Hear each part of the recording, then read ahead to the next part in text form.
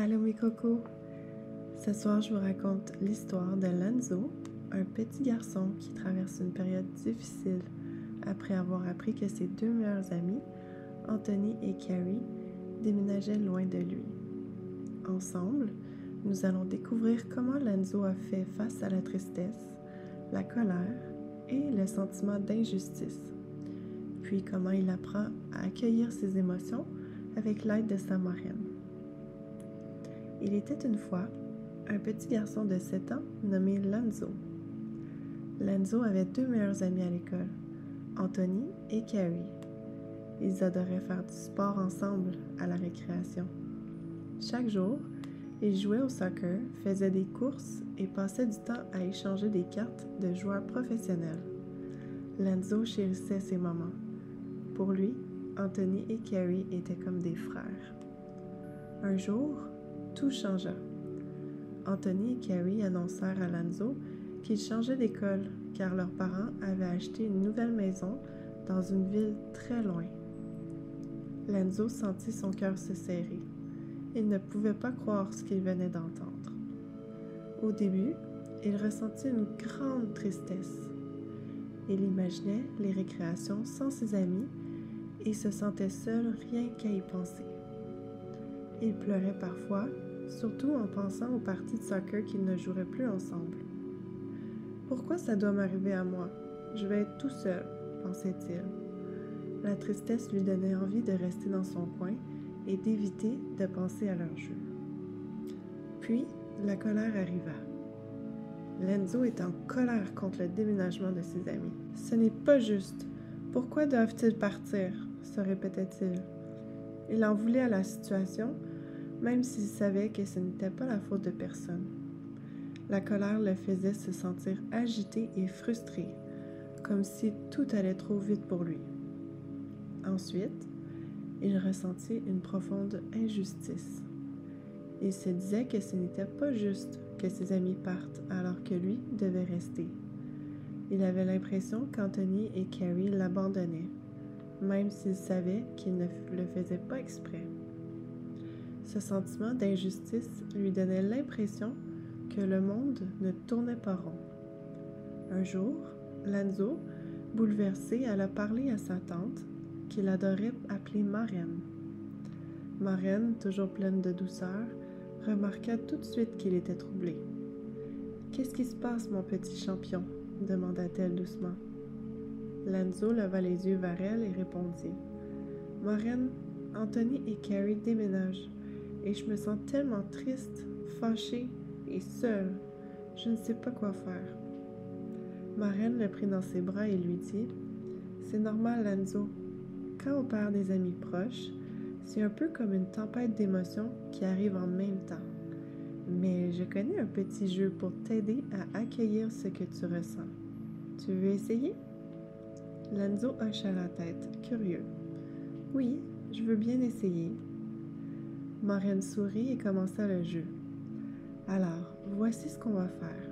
Pour chaque émotion que tu ressens, tu me dis ce que ça te fait dans ton corps et ensuite, je te donnerai une petite astuce pour la rendre plus facile à gérer. » Lenzo sourit légèrement.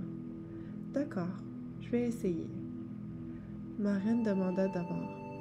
« Quand tu te sens triste, que ressens-tu? » Lenzo réfléchit un instant. « J'ai mal au ventre et j'ai envie de pleurer. Ça me fait comme un gros nuage dans mon cœur. » Marraine lui sourit. « La tristesse, c'est ce nuage dont tu parles. Il est là parce que tu aimes vraiment tes amis et c'est normal d'avoir mal.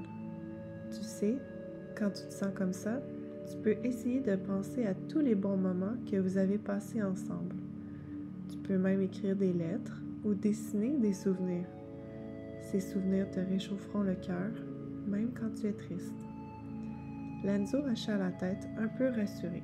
« D'accord, je vais essayer. » Ensuite, Marraine continua. « Et quand tu te sens en colère, que se passe-t-il? » « Mon cœur bat très vite et j'ai envie de crier, » répondit Lenzo. « Je me sens comme une cocotte minute prête à exploser. »« Ah, la colère, » dit Marraine. C'est normal de se sentir fâché quand quelque chose d'injuste arrive. Mais pour la calmer, imagine que tu souffles dans un ballon. Chaque fois que tu respires profondément, tu fais gonfler ce ballon. Cela te permet de ralentir et de te sentir mieux. Lenzo essaya de faire semblant de souffler dans un ballon invisible. Après quelques respirations, il se sentait déjà un peu plus calme.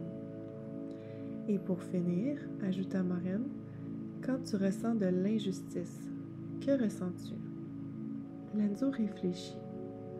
C'est comme si tout le monde partait et que je restais tout seul, sans rien pouvoir faire.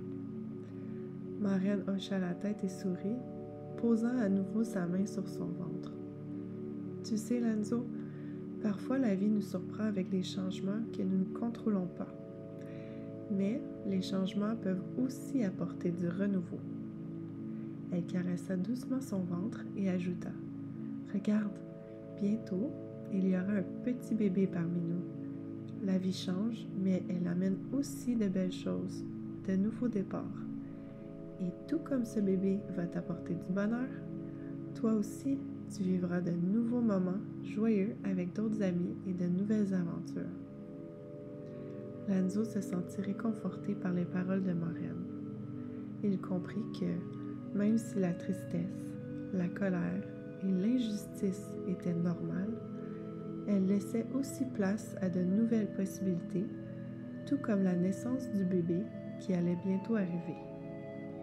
Cette nuit-là, Lenzo s'endormit en se sentant un peu plus en paix.